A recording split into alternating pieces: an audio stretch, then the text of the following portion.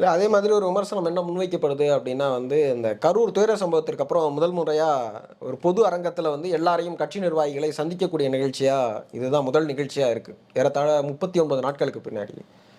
இறந்தவர்களுக்கு ஒரு தீர்மானம் நிறைவேற்றல அப்படின்னும், அப்புறம் இவர்கள் குறித்து அதாவது கரூர் துயர சம்பவம் குறித்து ஒரு தனி தீர்மானத்த வந்து முன்மொழிஞ்சாரு சட்டசபையில எடப்பாடி பழனிசாமி அவர்கள். அவங்களுக்கு ஒரு நன்றி தீர்மானமும் முன்மொழியல. இது வந்து எப்படி சொல்றது? ஒரு அரசியல் இதுல வந்து ஒரு வரைமுறைக்கு அப்பாற்பட்டு இருக்கு. அப்படிங்கிற மாரியான விமர்சனங்களும் முன்வைக்கப்படுது. இது குறித்து உங்களுடைய கருத்து என்னங்க?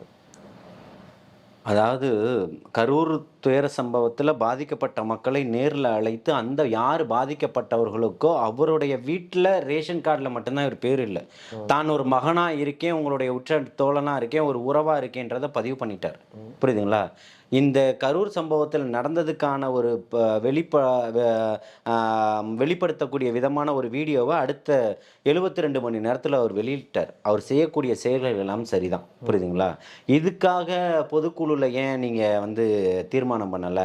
அத தாண்டி இன்னும் நெறைய பேசியிருக்கிறாரு. அதெல்லாம் திமுக கேட்க வேண்டியது தானே? ம். ம். ம். திமுகவினுடைய வசைபாடும் பத்திரிகையாளர்களா எத்தன பேர் இருக்காங்க? அத பத்தி பேசியிருக்கிறாரு. நேருவினுடைய ஊழல பத்தி பேசியிருக்கிறார்களே.